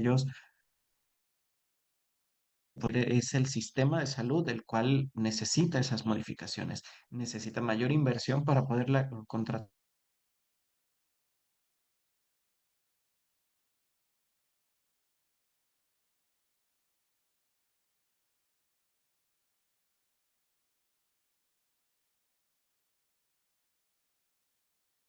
Esas determinaciones a través de cuestionarios validados, algoritmos y demás, podía establecer los diagnósticos, pues era muchísimo mejor para el paciente, ¿sí? Entonces, por eso es la importancia de esto, ¿no? El análisis y todo lo que conlleve. Sí, por ejemplo, aquí los controles deben de tener características muy similares a los casos, ¿sí? La única diferencia que debe de haber entre ellos es que uno tiene la enfermedad y el otro no, ¿sí? Entonces también aquí, por ejemplo, el mejor modelo para hacer un caso sin control es que por cada caso yo elija un control, ¿sí? Eh, el problema de hacer esto es que aumenta el tiempo o aumenten la cantidad de recursos que se tienen que invertir. Entonces, eso es lo que sucede para esta parte de casos y controles, ¿no? Entonces, ambos se deben de parecer, sí, ambos deben ser muy similares. La única diferencia es que uno tiene la enfermedad y el otro no. Obviamente no vamos a tener este tipo de datos que sean iguales, por eso debe de ser muy similares. Puede ser, por ejemplo, voy a utilizar un grupo poblacional de hombres y mujeres. No voy a comparar hombre y mujer, no, pues, o sea, hombres con enfermedad y hombres sin enfermedad. Voy a tener otro grupo, mujeres con enfermedad y mujeres sin enfermedad. ¿Sí?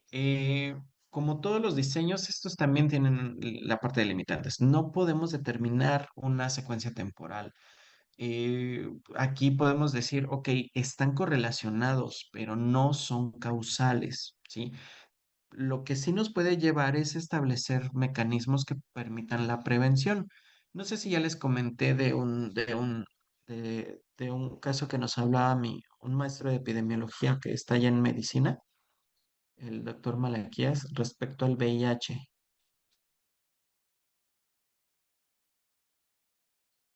No, Doc, no nos había comentado.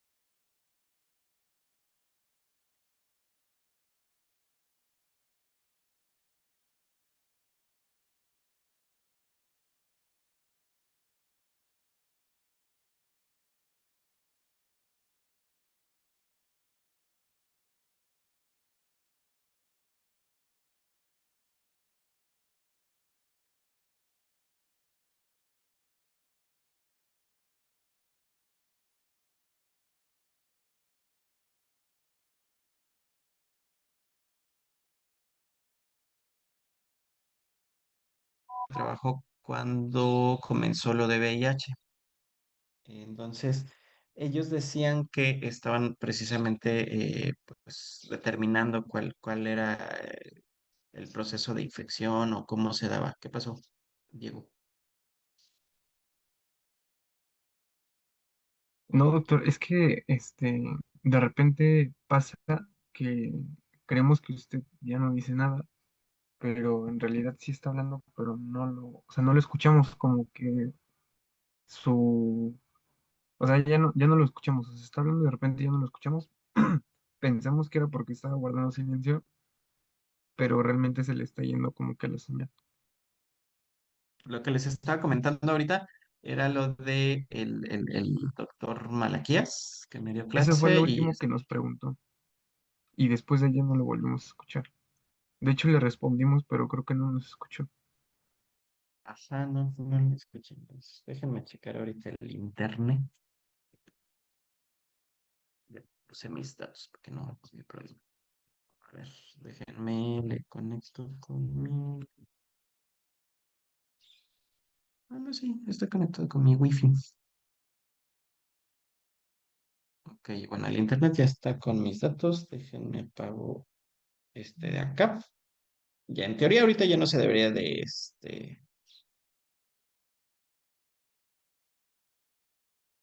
no se debería de cortar.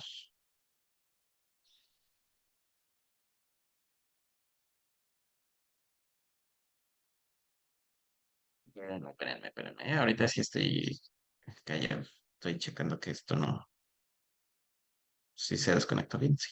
¿Tengo señal? Sí. Ok. Bueno.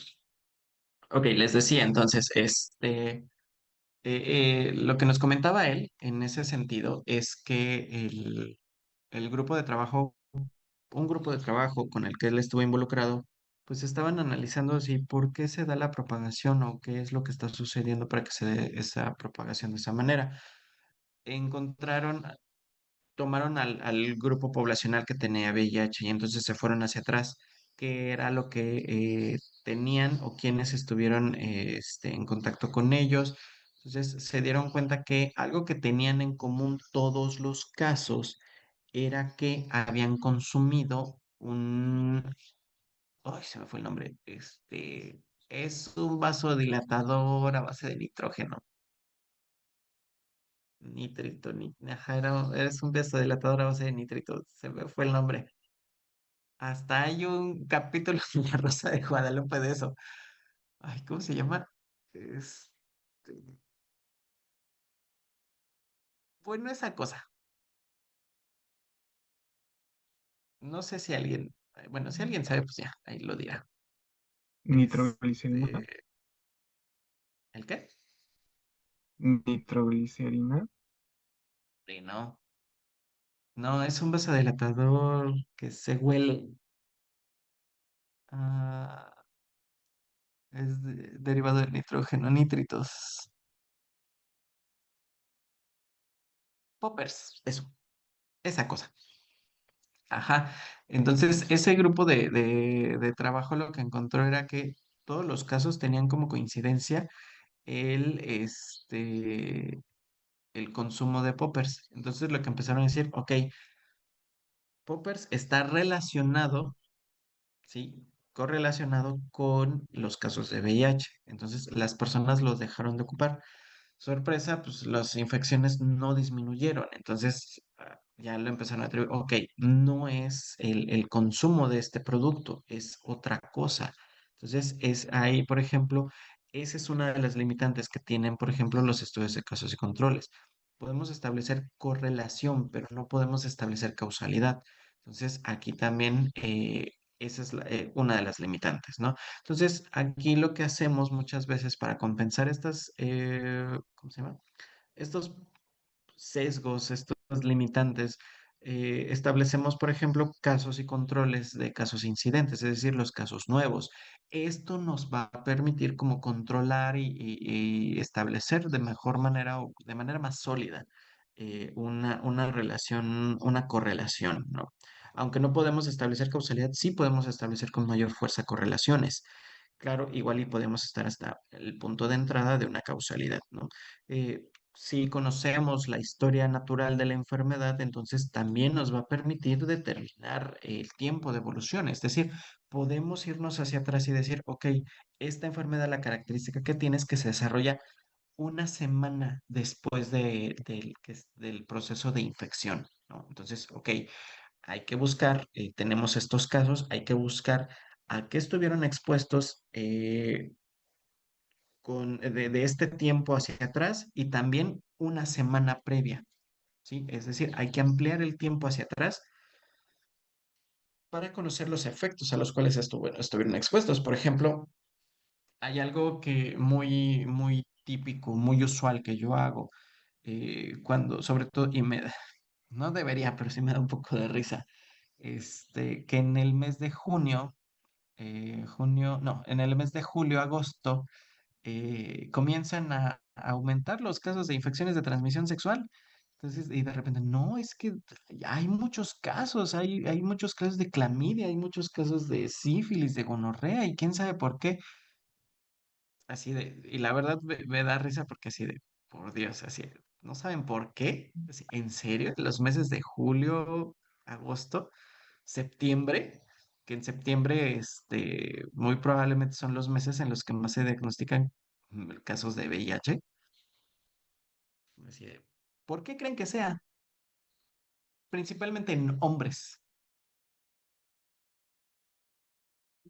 Por los monkeypox.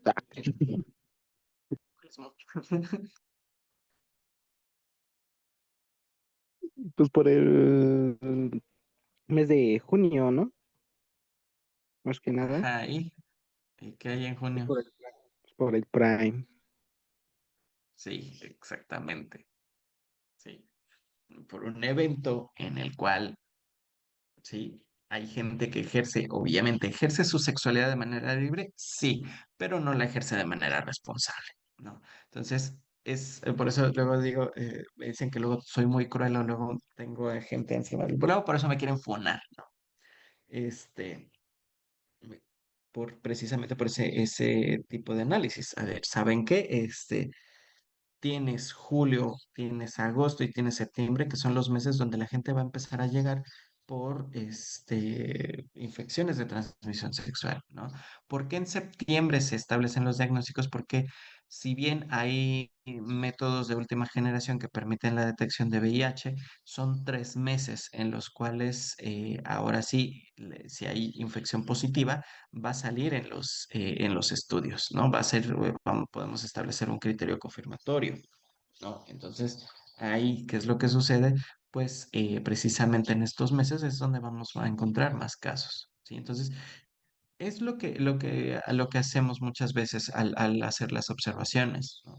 Porque en la temporada de finales veamos que los bares, los viernes, se están cerca de la facultad, se llenan a tope más que en otros tiempos, pues, porque los alumnos salen estresados de los exámenes y se van a relajar al barcito de su predilección, ¿no?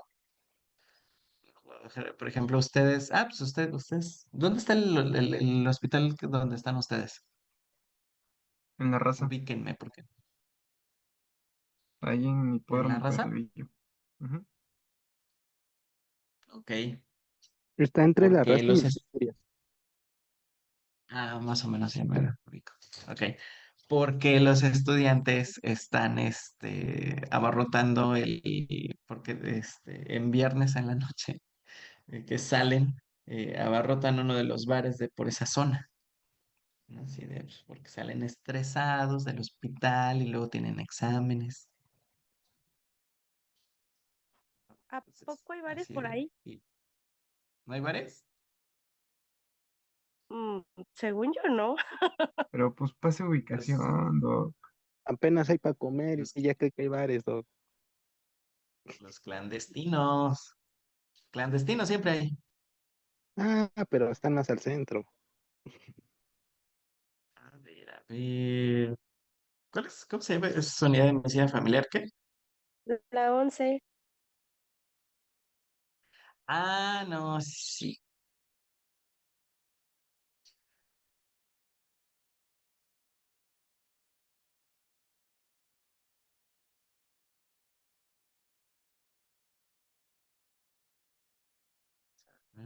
Según esto dice que están entre, ¿qué es? Caruso, esquina Vallejo.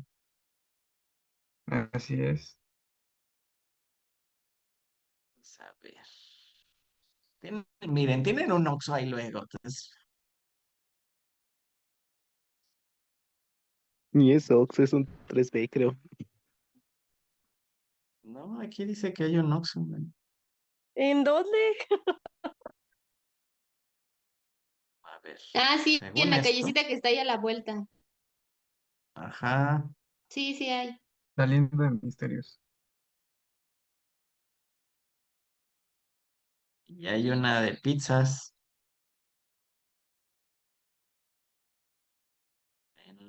Está sobre, no me aparece el nombre de lo que hay en Chicago Google Maps por esto.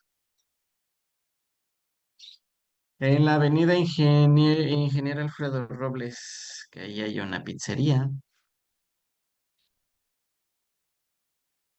Esa sí no la hemos visto. Bueno, yo no. Pues aquí me sale. Hay un 3B, sí. Hay un Hotel Faro. Hay un similares. Hay un Supercito Chedraui. Ahí está, ¿qué más quieren?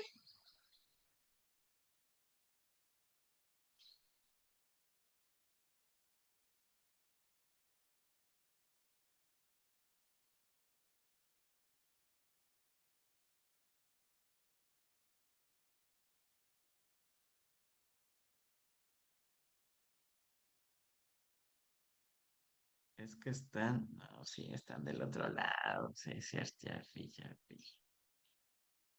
Están como en un punto medio entre la desolación y donde no pasó Dios.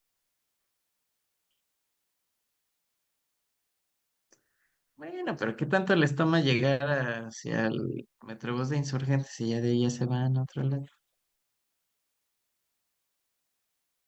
Según yo, ¿verdad? Pues caminando para el Metrobús son como 20 minutos.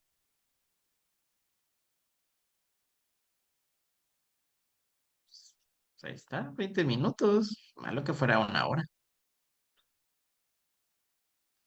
¿Qué les queda más cerca? ¿Qué metro les queda más cerca? ¿La Raza o Misterios? Creo que están en medio de los dos. Sí, justo nos quedan a la misma distancia.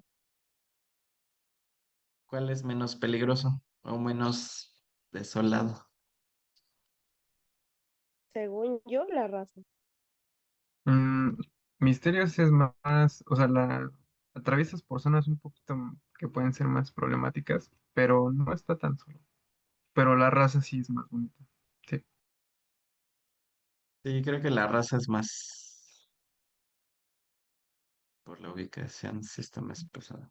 De hecho, aquí ahorita que dice un parquecito estaría muy bien. Tienen un parque según aquí, 1, 2, 3, 4 cuadras, atravesando la Avenida de Ingeniero. Tienen el Parque María del Carmen.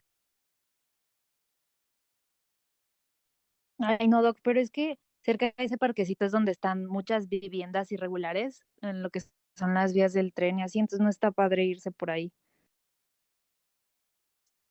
Pues no se vayan por ahí. Ustedes dijeron parquecito, yo no sé, yo nada más estoy checando en Google Maps que hay. Chale, chalequito, dicen por ahí.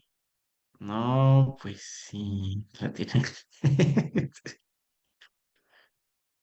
Dios, y yo iba a tener que ir hasta allá. Pues sí, Doc, si todos vamos, usted también podía. No puedo.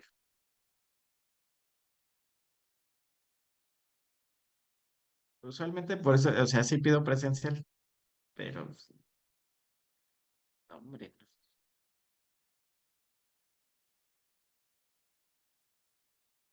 ahí sí me aventaría a usar por Uber, aunque me quede corto.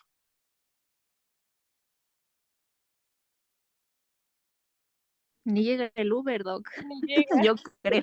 Está bien fea la calle, Doc. No creo que llegue el Uber. Sí, yo también me quedé pensando eso, sí, yo creo que le voy a decir, Neil, chavo, no voy por allá, para allá no llego. Changos. Pues sí tienen enfrente, tienen una tortillería, tienen una tienda, una miscelánea, al lado de otra miscelánea. Ah, no, productos de belleza, según esto. Un puestecito,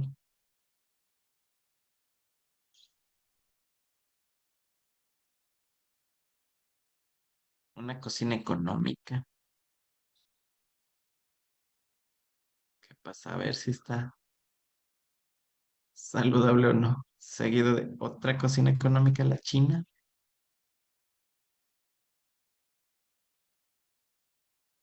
una casa. ¿Qué es esto? Un centro de rehabilitación física integral, neurológica y ortopédica. Ah, hijo. No, pues sí. ¿Quién eligió esa sede, oigan? Sí, ya se pueden ir, perdón. Ah, díganme cuando nos pasemos de la hora. Hasta luego, Doc. Bueno, Vale, Doc, muchas ya gracias. estuve Nos Adiós, vemos checando pronto sobre. por